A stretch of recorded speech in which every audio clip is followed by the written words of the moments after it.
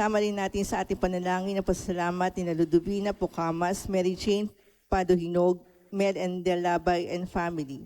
Para sa kagalingan nila Meliton Padohinog, Maria Elena Ocho at Leo Colasito. Para sa kaluluwa ni Juliana at para sa pasalamat ni Mary Jane Padohinog.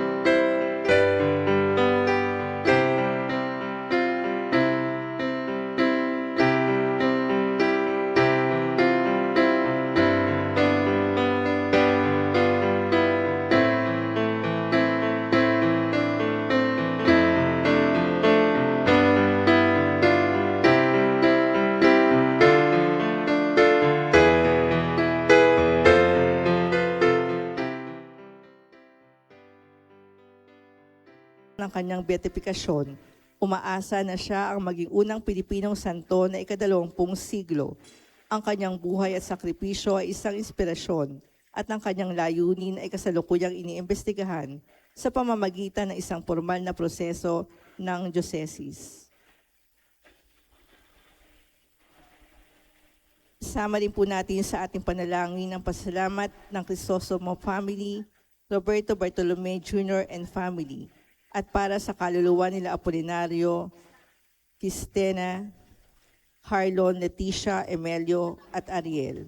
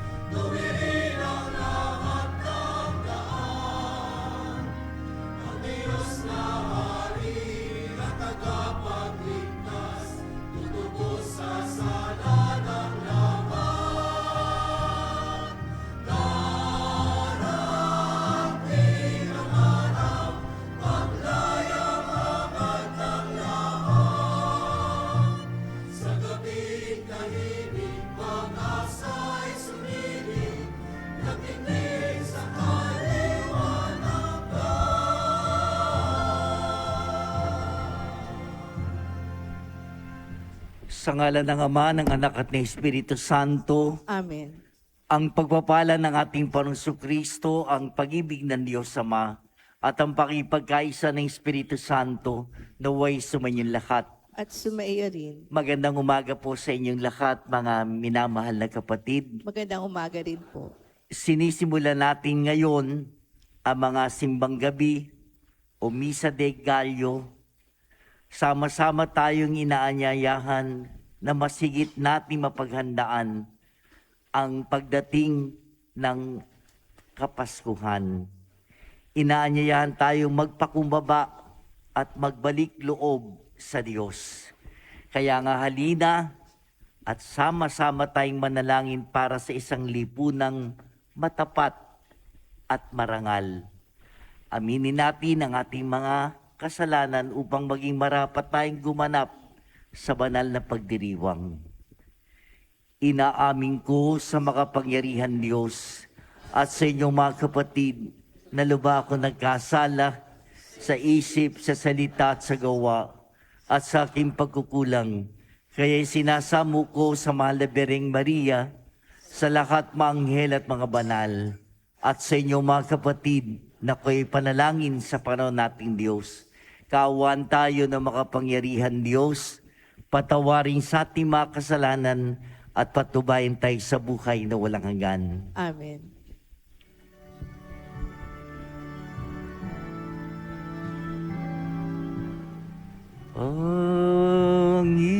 Panginoon, kaawan mo kami.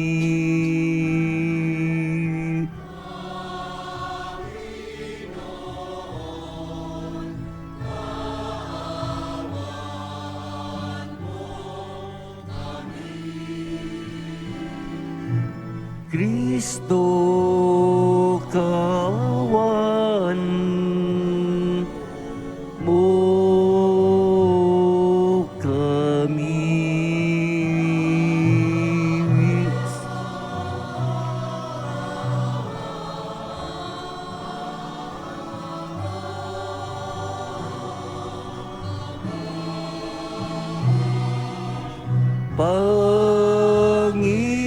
Panginoon, kawan mo kami.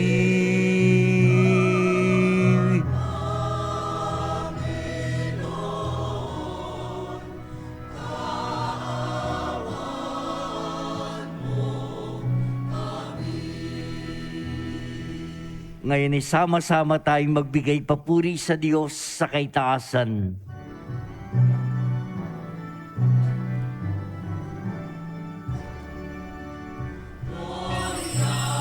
Gloria in excelsis Deo.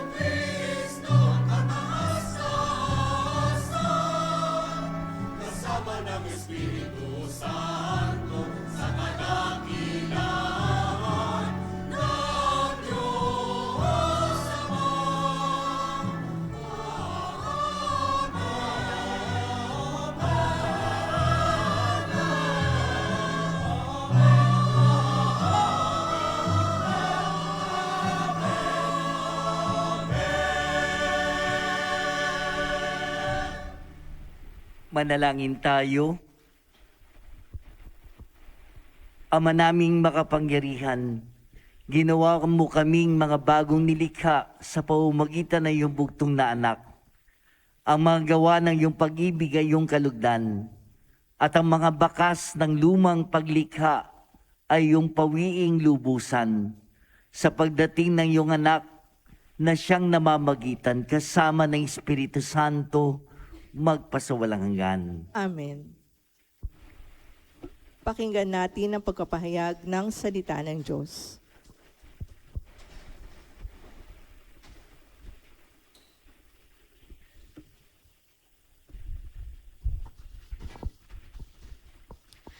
Ang salita ng Diyos mula sa aklat ni Propeta Isaias.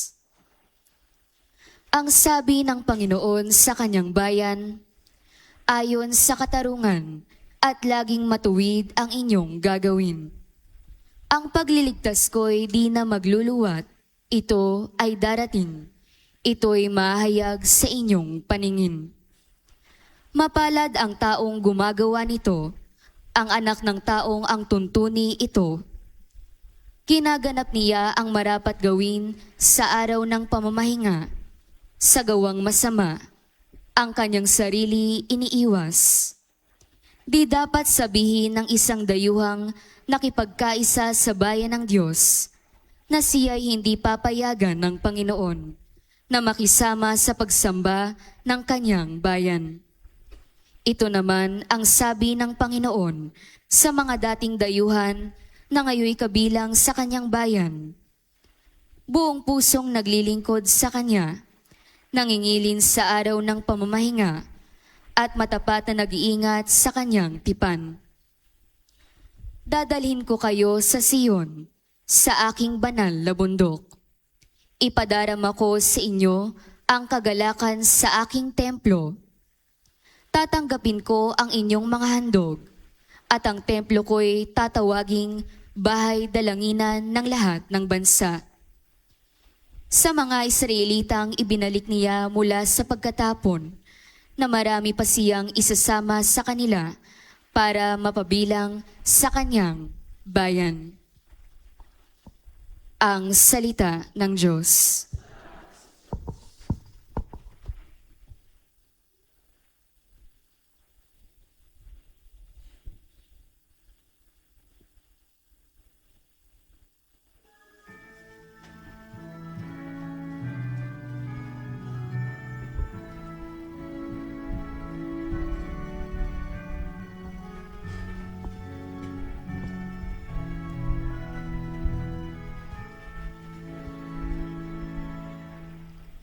Tukhang sa Diyos tumatawag,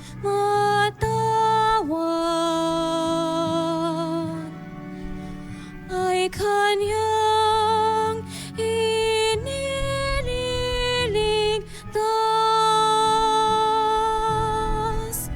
Tukhang sa Diyos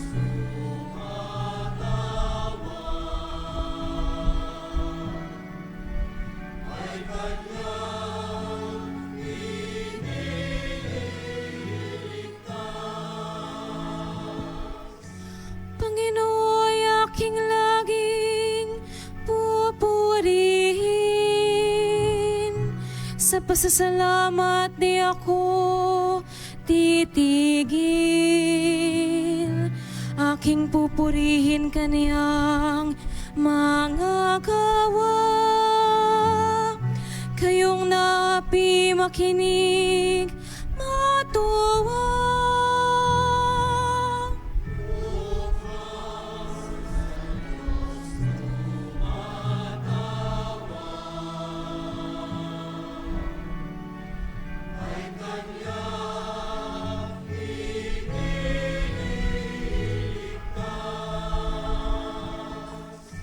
Nagalak ang aping umasa sa Kanya,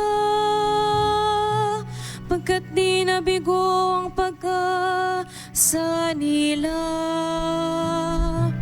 Tumatawag sa Diyos ang walang pag-asa, sila'y nililigtas sa hirap at dusa.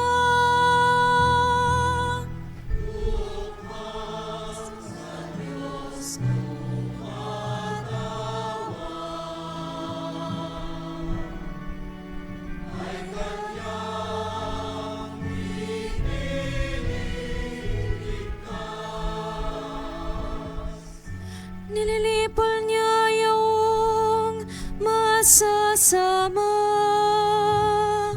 hanggang sa mapawi sa isip ng madla.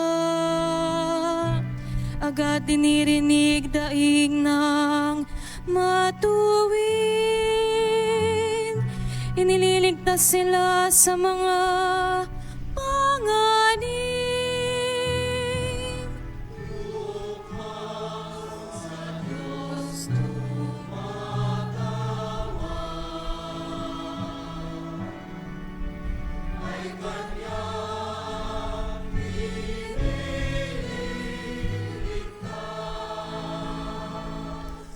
Tumutulong siya sa nasisipayo, ang walang pag-asa'y hindi binibigo. Mga lingkod niya'y kaniyang ililigtas, sa napakukupkup siyang mag-iingat.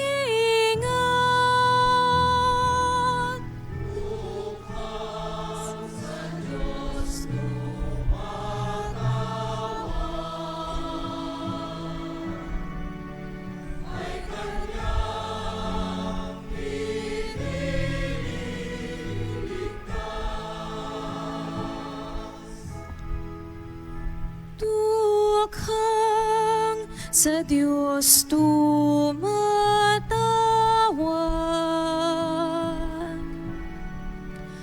ay Kanyang inililigtas.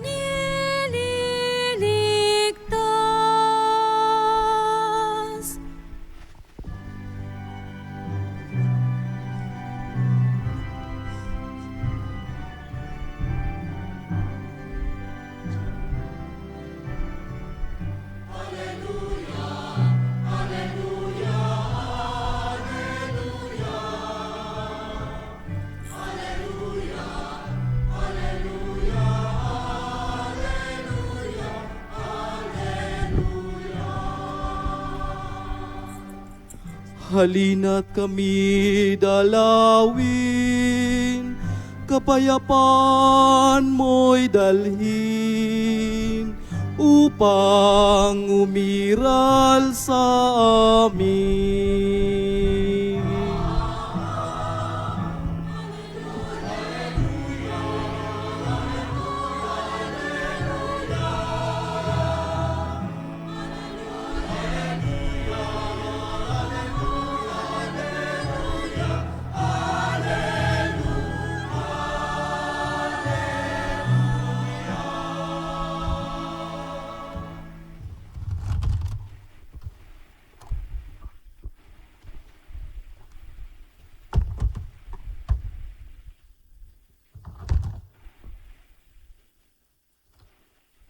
Sumainyo ang Panginoon. At sumaiyo rin. Ang mabuting balita ng Panginoon ayon kay San Mateo. Papuri sa iyo, Panginoon.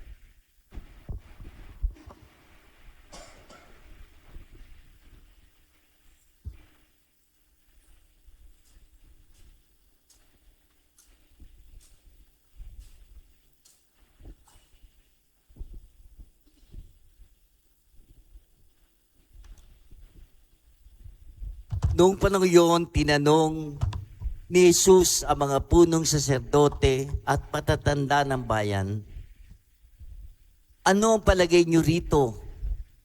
May isang tao na may 2 anak na lalaki. Lumapit siya sa nakatatanda at sinabi, "Anak, lumabas ka at magtrabaho sa ubasan ngayon." "Ayoko po," tugon niya. Ngunit nagbago ang kanyang isip at siya'y naparoon. Lumapit din ang ama sa ikalawa at gayon din ang kanyang sinabi. "Opo," tugon nito. Ngunit hindi naman naparoon. Sino sa dalawa ang sumunod sa kalooban ng kanyang ama? Ang nakatatanda po, sagot nila. Sinabi sa kanila ni Jesus, "Sinasabi ko sa inyo, ang mga publikano at masasamang babae nauuna pa sa inyong pasakop sa paghahari ng Diyos. Sapagkat naparito sa inyo si Juan at ipinakilala ang matuwid na pamumuhay at hindi niyo siya pinaniwalaan. Ngunit pinaniwalaan siya ng mga publikano at ng masasamang babae. Nakita niyo ito, subalit hindi pa rin kayo nagsisi at naniwala sa Kanya." Ang mabuting balita ng ating Panginoon. Pinupuri ka namin, Panginoong Hesukristo.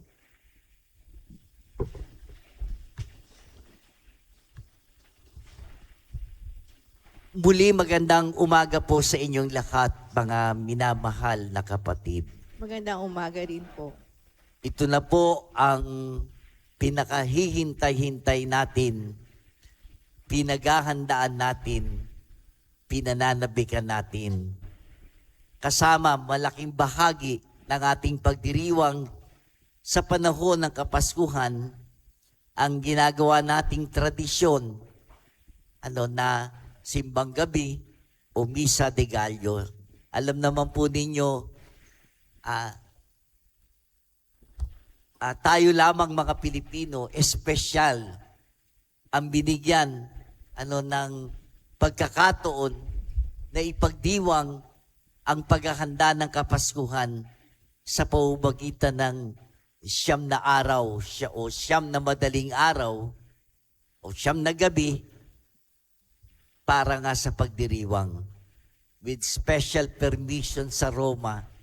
At yun, misa nga ng madaling araw, Misa de Gallo, kung napansin po ninyo, pinayagan na magkaroon. Ngayon pong panahon ang Adbyento, hindi pinapayagan yung papuri sa Diyos o yung luwalhati.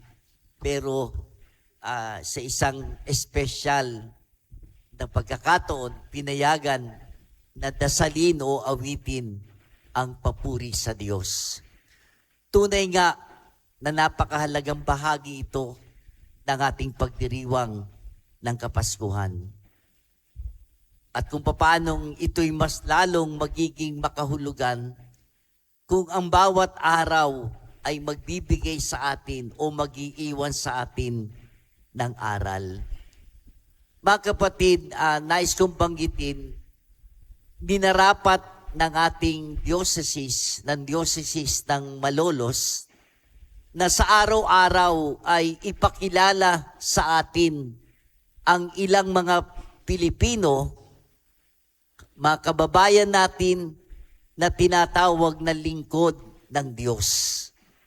Hindi pa po sila yung mga biyato o biyata o santo o santa, pero ito po'y bahagi ng proseso para sa pagkakataon niyang iyon, yung pagkilala sa kanila bilang mga dakila. Kaya nga ang tawag, mga lingkod ng Diyos o servants of God. Ang iba sa kanila, dayuhan na niyakap ang pagiging Pilipino at minahal ang ating bayan at mamamayan. Ang kanilang buhay at kamatayan, ang halimbawa ng tunay na pagsaksi sa pangangaral ng Ebanghelyo tungo sa matapat at marangal na buhay. Tumalangin din po tayo sa kanila at ihayag ang kahilingan, ang ating mga kahilingan. Sino po ang makapagsasabi na baka dahil sa kanila, ipagkaloob ng Diyos ang ating hinihiling, at kung ito'y kamanghamanghang himala, sa hulihan, maaari po niyo ipagbigay alam sa mga kinauukulan para maging dahilan upang ipahayag na silang ganap na mga santo at mga santa. Mga minamahal na kapatid, kung paano na sa panahon natin ngayon, hindi maikakaila na napakalakas ng impluensya ng tinatawag na social media sa buhay ng tao. Aminin po natin, bata man o matanda, anumang katatayuan sa ating mga Pilipino, kung paanong malaking bahagi ng buhay natin ang social media. Alam ko po, may mga tao na hindi mapakali, hindi makatulog pag hindi katabi ang kanyang cellphone. Ilang oras, sabi nga, tayo mga Pilipino ang gumugugol ng mahabang oras sa pagtingin, sa panonood, sa Facebook, sa TikTok, sa X, at kung ano-ano pa. Kung paanong hindi, sabi nga, hindi ka in, kung hindi ka teki. Ewan ko kung nakasusunod ang marami sa atin. Kaya, yun na nga, ito'y bahagi ng buhay ng maraming tao. Pero ang tanong, hindi na nga po natin madalas alam kung ano nga ba ang totoo at hindi totoo. Sino nga ba ang nagsasabi ng totoo?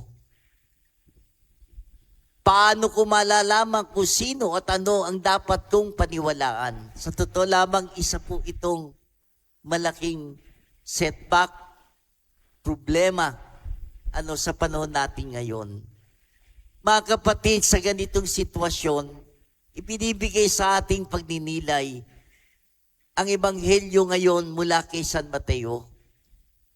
Tampok po, binabanggit dito si Juan, hindi bilang isang tagapagbinyag kung saan siya madalas kilala, kundi bilang pagpapatotoo. Kung mapapansin po, katatwa ang paglalahad tungkol sa kanya.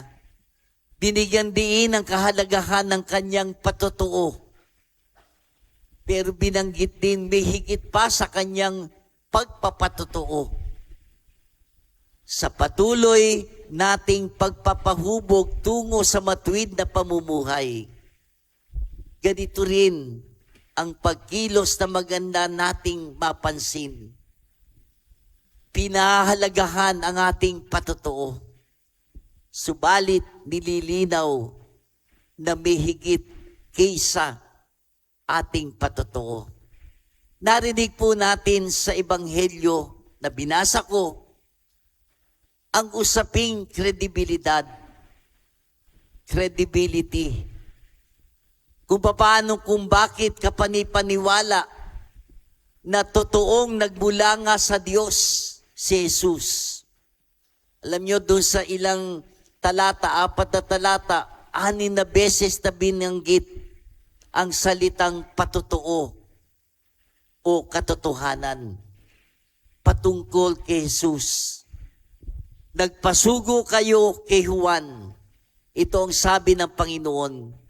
Tinukoy din ni Jesus ang araw na nagpadala yung mga punong saserdote at yung mga matatanda ng bayan para tanungin si Juan kung sino talaga ito. At sinabi ni Juan, hindi siya ang Mesiyas kung hindi si Jesus. Si Juan ay parang maningas na ilaw na nagliliwanag noon. Pero hindi siya ang tunay na ilaw kung hindi si Jesus. Hindi kailangan ni Jesus ang patotoo ng kahit sinong tao, maging ang patotoo ni Juan.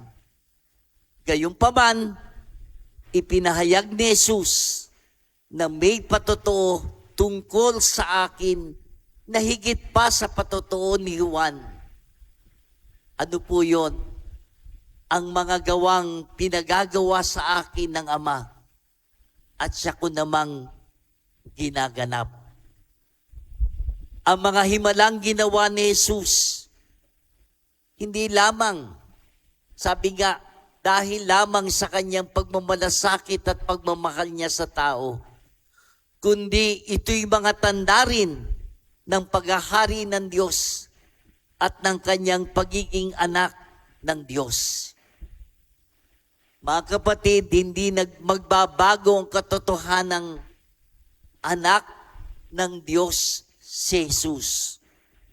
Sabi nga, maniwala man o hindi ang tao, wala na siyang dapat patunayan pa sa mga tao. Hindi na siya babalik sa mundo para muling magpakilala at muling ibunyag ang hiwaga ng kanyang pagiging Diyos na totoo at taong totoo. Pero napakahalaga pa rin makilala siya at tanggapin ng lahat ng tao bilang Panginoon nila at tagapagligtas. Kaya nga iniuutos niya sa kanyang mga alagad na humayo sa buong mundo. Ipangaral ang Ebanghelyo. Binyagan ang mga tao sa ngalan ng Ama, ng Anak, at ng Espiritu Santo upang maligtas ang lahat na sumasampalataya. Sa madaling salita, mga kapatid, kung paano na hindi kailangan ni Jesus ang anumang patotoo maliban sa patotoo ng kanyang Diyos Ama. Ito ang minamahal kong anak na lubos kong kinalulugdan. Pakinggan niyo siya. Pero kailangang may magpatotoo sa kanya para sa kapakinabangan ng mga tao sa kanilang kaligtasan. Sa katunayan, lahat po tayo, lahat tayo mga Kristiyano ay tumanggap kay Kristo at nabinyagan dahil sa paninindigan at patotoo ng ibang tao sa pananampalataya nila kay Kristo. Hindi ho ba? Tayo'y nabinyagan, lahat ng ating mga nakaugalian nanggaling sa ating mga magulang, sa ating mga kapatid, mga kamag-anak, mga kaibigan. Siguro maaaring iyong katrabaho at marami pang iba. Nananatili tayong mga Kristiyano dahil nakikita at nararanasan nating kabutihan, yung kagandahang loob, yung pagmamalasakit at pagmamahal ng mga taong nakakasalamuha o nakakasama natin sa araw-araw. Sila ang mga buhay na saksi kay Kristo. Mga patotoo na may kabuluhan ang pananampalataya kay Kristo. Mga kapatid, sa panahon nating ito nalaganap kung ano-anong impormasyon, yung pang-aakit, yung pang-iimpluwensya, at kung ano-ano pa. Lalo na sa social media, napakahirap ng malaman kung alin ang totoo at hindi. Dagdag pa natin ngayon yung pagdating ng tinatawag na yung artificial intelligence. Di ba? yung AI. Marami ang nalilito at maring naliligaw at nagkakamali dahil sa mga parang totoo, parang kapanipaniwala. Yung isang tao na nagsasalita na hindi pala totoo. Isang malaking hamon po ito ngayon sa atin, sa ating inang simbahan, sa ating pananampalataya.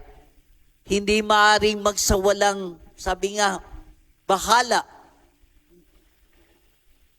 Magsawalang kibo na lang tayo ng mga Kristiyano at magpadala sa agos ng panahon o magpagamit, sabi nga, o maging instrumento ng kasinungalingan at kasamaan, dala ng mga bagay na ito. Sa halip, isang hamon sa atin, gamitin natin ang mga makabagong instrumento. Itong mga ito na tinatawag na teknolohiya sa pagpapahayag ng mabuting balita ni Kristo. Mga minamahal na kapatid, kailangan ang patotoo natin bilang mga binyagan. Nakikisa tayo sa misyon ni Jesus bilang propeta. Mga tagapagpahayag at tagapagtanggol tayo ng katotohanan na kung tutusin nakasalig sa lagi kay Jesus. Kaya dapat tayong magpahayag kung meron hindi tama o hindi totoo. Hindi makakristyano yung gawi ng pagsasawalang bahala o kaya'y pagsasawalang kibo. Sa simbahan man o sa lipunan, parehong walang narating ang kultura ng, sabi nga, pabayang pananahimik. May higit kaysa patotoo natin. Tamang hinihimok tayo na maghayag ukol sa katwiran at katarungan. Pero hindi ibig sabihin ito na mag-iingay lamang tayo ng mag-iingay. Hindi po sa salita lamang. Kahit naman si Juan Bautista, inilarawan bilang sumisigaw sa ilang, hindi tinukoy bilang maingay. Kailan ba tayo maingay? Kapag hindi nabibigyan ng puwang ang pagkilos ni Jesus. Hindi lamang sa salita, ipinahayag ni Juan ang katotohanan tungkol kay Jesus. Pero bukas siya sa mismong pagkilos ni Jesus. Ibig sabihin po, marapat na magbulalas tayo. Marapat na magpahayag tayo.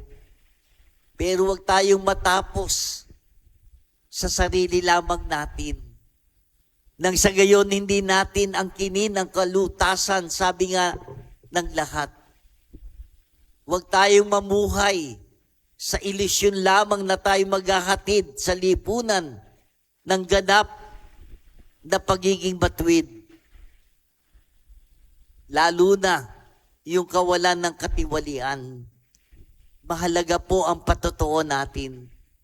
Pero laging higit na mahalaga ang patotoo ni Jesus. Nasa Kanya ang pagpapanibago ng lahat.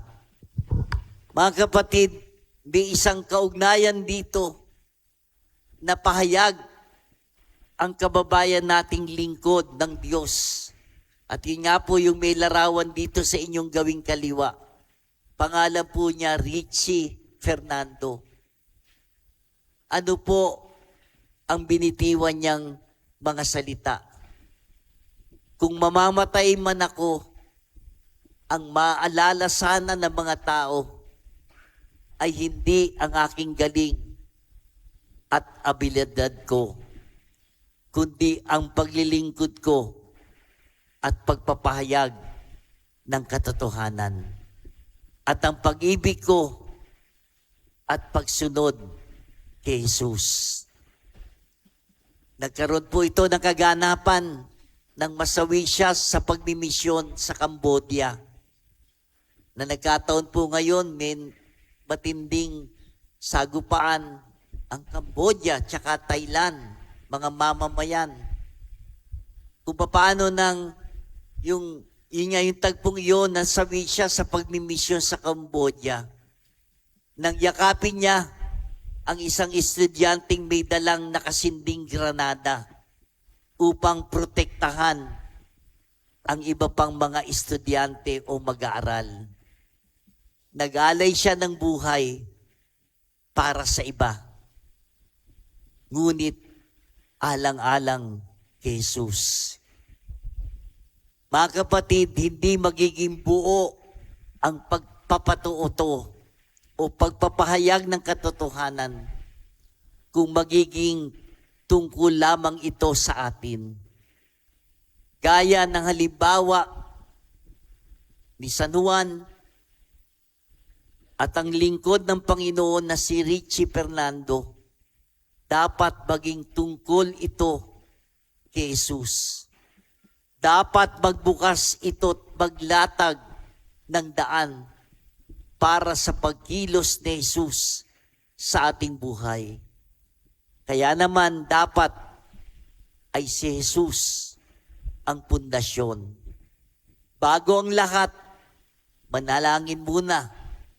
Makipagtagpo tayo kay Jesus. Makipag-usap tayo sa Kanya. Tanggapin siya sa banal na Eucharistia. Kung hindi, sabi nga, hindi natin lubos na maunawaan ang patotoo sapagkat hindi ito nasa salamin sa ating buhay. Amen.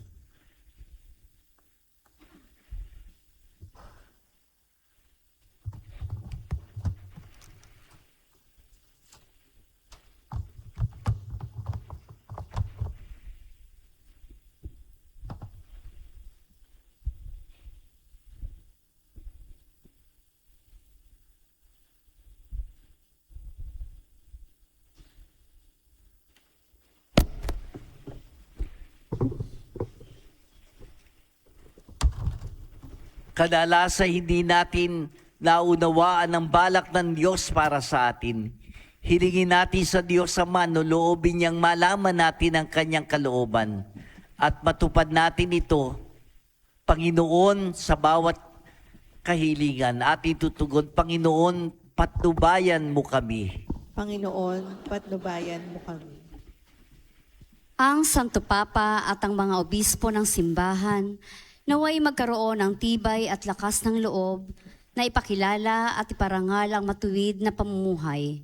Manalangin tayo sa Panginoon. Panginoon, patnubayan mo kami. Bilang isang pamayanan, naway maibahagi natin ang pananampalatayang Kristiyano na ating tinanggap. Manalangin tayo sa Panginoon. Panginoon, patnubayan mo kami.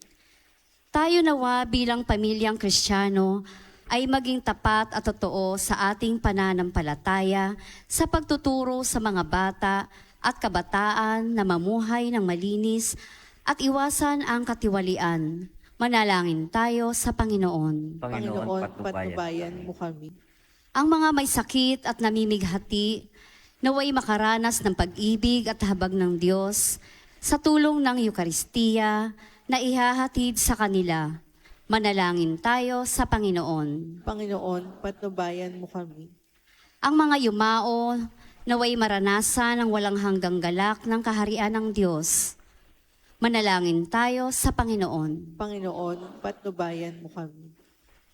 Ama naming nasa langit, ibuhos mo nawa ang iyong biyaya sa amin. Tulungan mo kaming matupad ng may pusong tapat ang mga pangakong aming binibitiwan. Hiniling namin ito sa pamamagitan ni Kristo naming Panginoon, kasama ng Espiritu Santo, magpasawalang hanggan. Amen.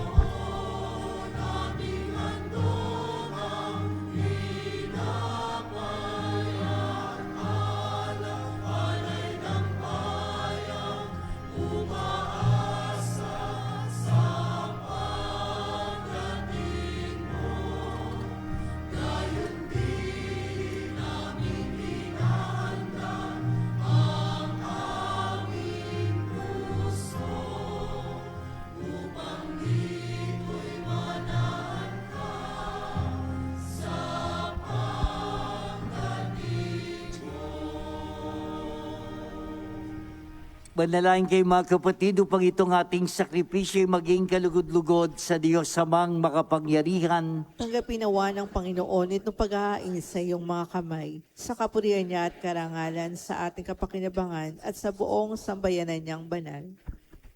Ama namin lumikha, kalugdan mo ang aming mga panalangin at talay.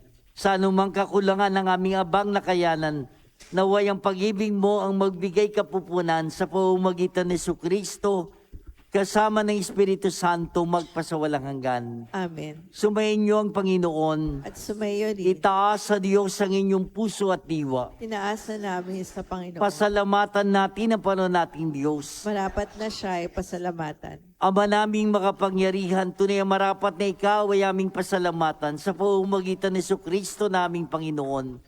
Ang pagsusugo mo sa Kanya ay pinahayag ng lahat ng mga propeta. Ang pagsilang niya ay pinanabika ng mahal na Birhen, Kanyang inang tunay, sa kapangyarihan ng Espiritong Banal. Ang pagdating niya ay inilahad ni San Juan Bautista sa kanyang pagbibinyag. Ngayong pinaghahanda namin ang maligayang araw ng kanyang pagsilang. Kami nananabik at nananalangin lubos na makaharap sa kanyang kadakilaan. Kaya kaysa na mga anghel na nagsisiawit ang papuri sa iyo, nang walang humpay sa kalangitan, kami nagbubunyi sa iyong kadakilaan.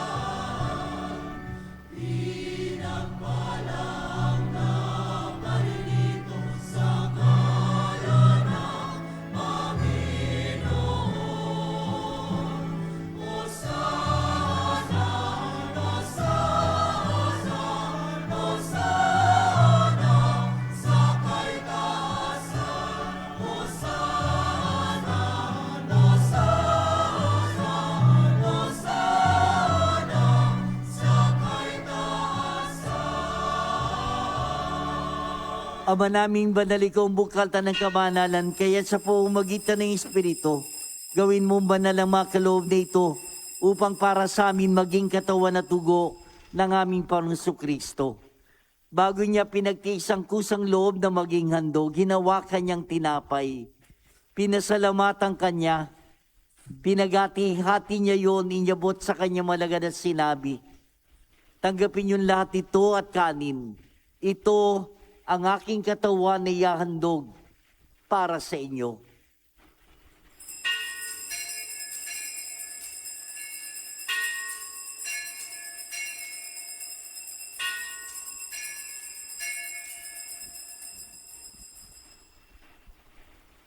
Gayun din naman nung matapos ang hapunan, hinawakan niyang kalis, muli kanyang pinasalamatan.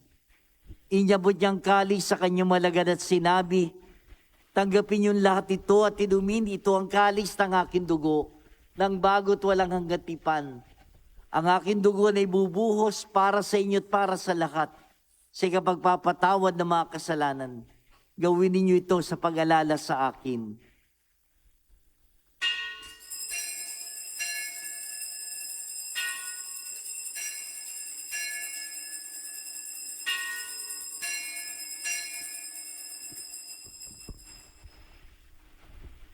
Ipagbunyi natin ang misteryo ng pananampalataya.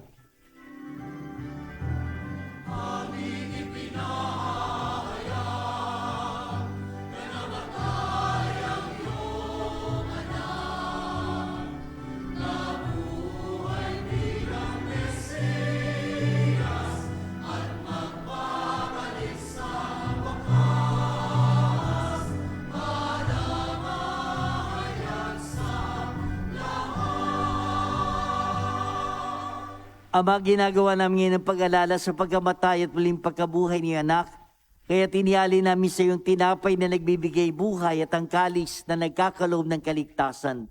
Kami nagpapasalamat dahil kami minarapat na tumayo sa harap mo para maglingkod sa iyo.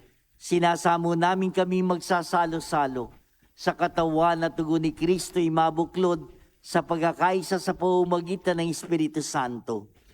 Ama, lingapin mo yung simbahang laganap sa buong daigdig. Puspusin mo kami sa pag-ibig. Kaysa ni Leon naming papat, ni Dennis naming obispo ng Tanang Kaparian. Alalahanin mo rin ang aming mga kapatid na nahimlay, na may pag-asang sila muling mabubuhay, gayon din ang lahat ng mga pumanaw. Kawan mo sila at patuloyin sa kaliwanagan.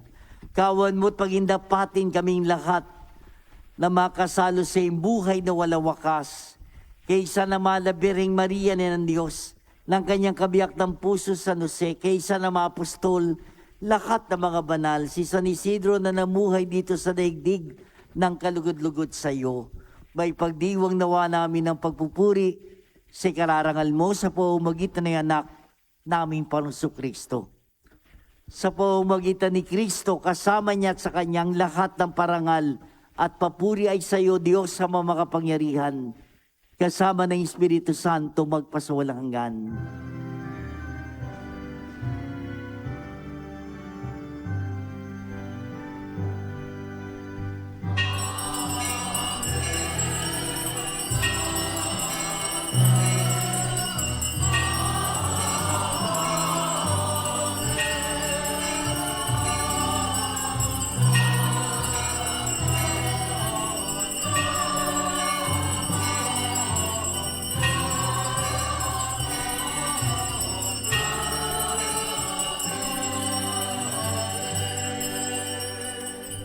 Mga kapatid, sama-sama natin ipahayag ang ating pagtitiwala sa ating Ama sa Langit sa panalangin ng mga anak.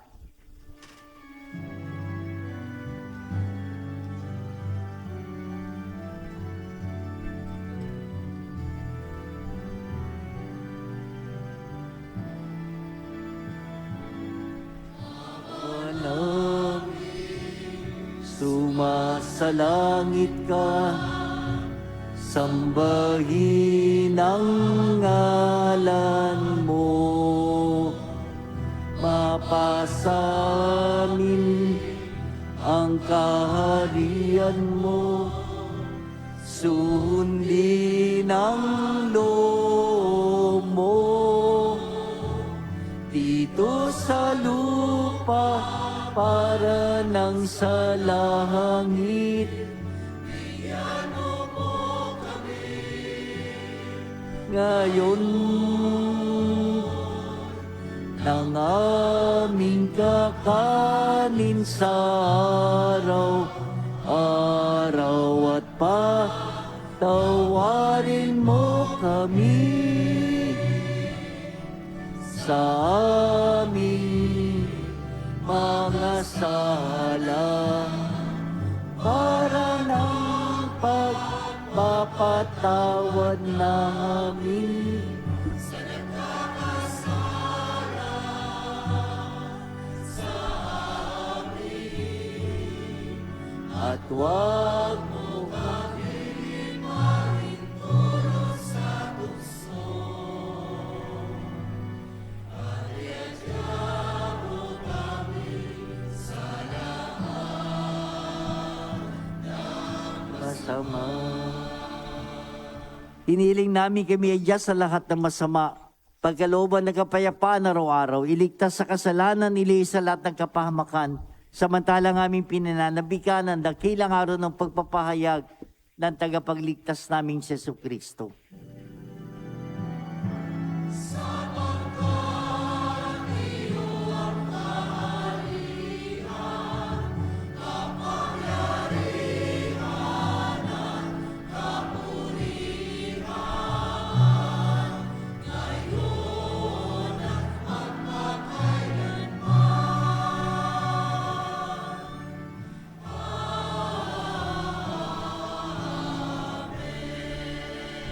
Panginoong Jesucristo, sinabi mo sa mga apostol, kapayapaan ang iniiwan ko sa inyo, ang aking kapayapaan ang ibinibigay ko sa inyo. Tungayan mo ang aming pananampalataya. at huwag ang aming mga pagkakasala. Pagkalooban mo kami ni kapayapaan at pagkakaisa sa kalooban, kasama ng Espiritu Santo magpasawalang hanggan. Amen. Kapayapaan ng Panginoon ay sumainyo lahat. At sumayo rin. Ibahagi natin ang kapayapaan ng Panginoon sa isa't isa.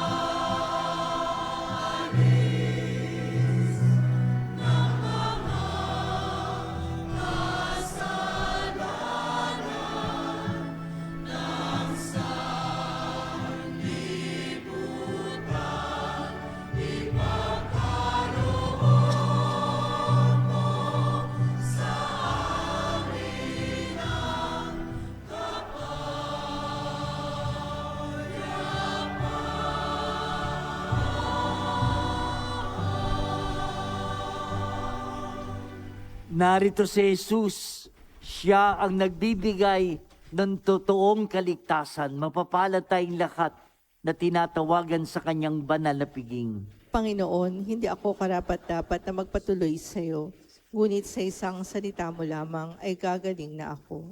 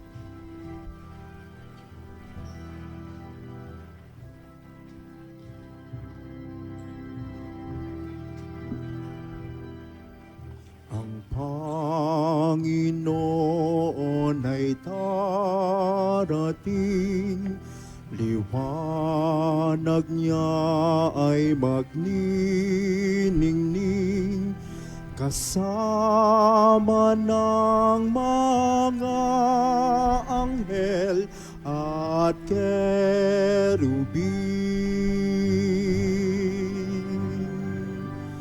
Dala ng Diyos sa dukha at salat, pag-asang sa hirap magwawakas, ang bukid natin at lupain uunlad, magbubunga't aanin.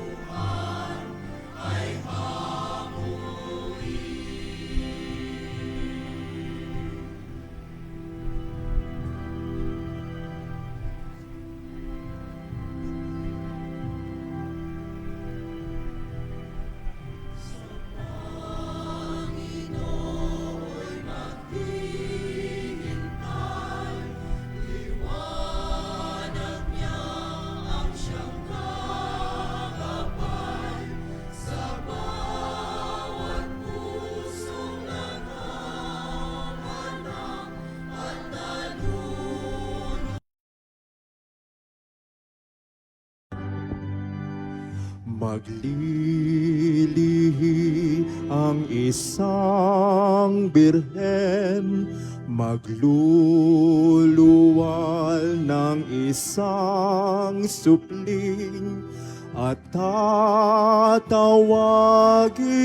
Emmanuel, ang Diyos ay sumasa atin.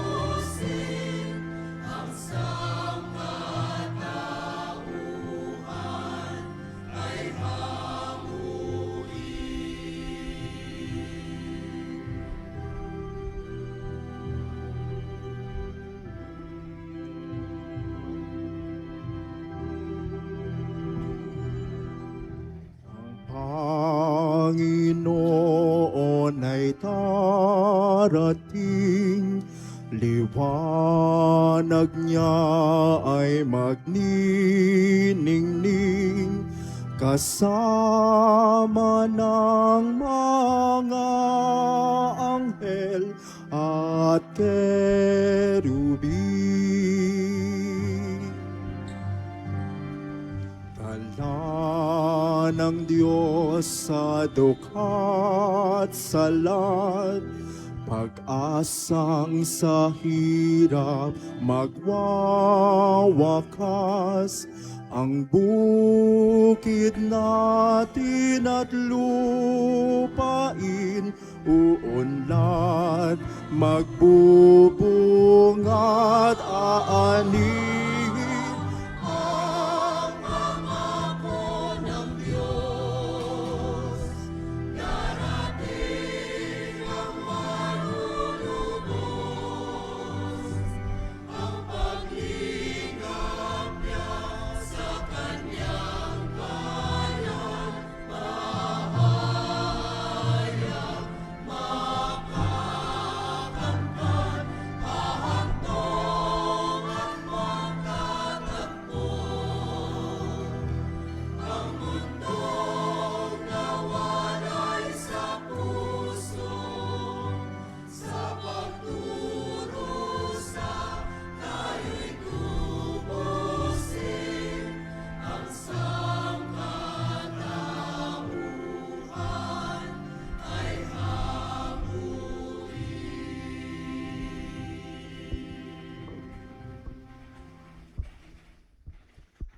Panalangin kay San Isidro Labrador.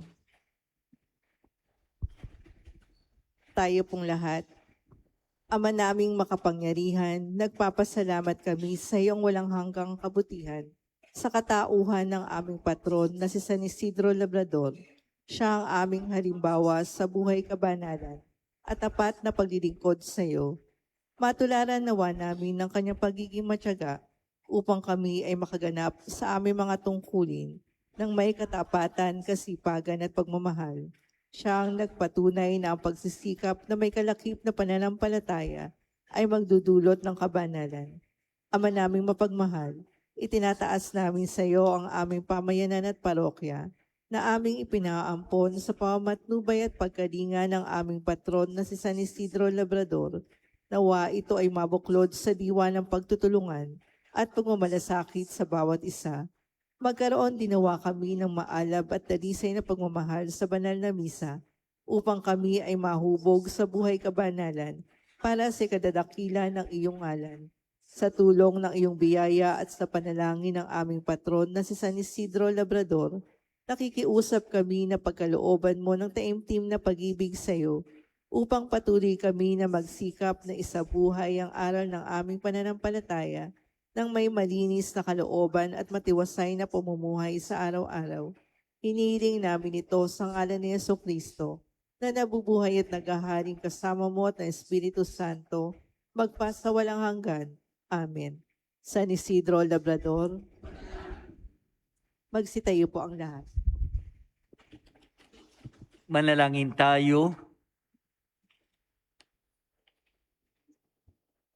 Ama naming mapagmahal, kaming pinapakinabang mo sa iyong banal na salo-salo, ay turuan mong kumilala sa layunin ng iyong mga nilikhang bagay na dapat naming gamitin upang kami sumapit sa iyong piling sa pamamagitan ng Jesucristo kasama ng Espiritu Santo magpasawalang hanggan. Amen. Bago po yung pagbabasbas at pag-aayos sa inyo pong lahat, na nakiisa, nakibahagi sa unang araw po ng ating Misa de Gallo.